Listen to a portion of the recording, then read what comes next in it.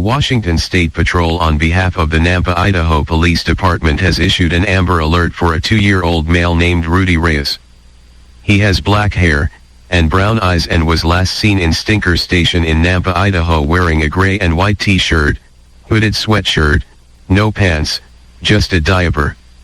He may be in the company of Rodolfo Reyes, a 36-year-old male, is 5 feet 9 inches tall, weighing 190 pounds with black eyes and brown hair.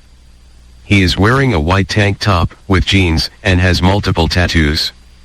They may be traveling in a 2008 gray Lexus IS 200T with Idaho license plate number 2CTJ90, or a gray 2018 Honda Civic 2-door Idaho license plate 019YOR.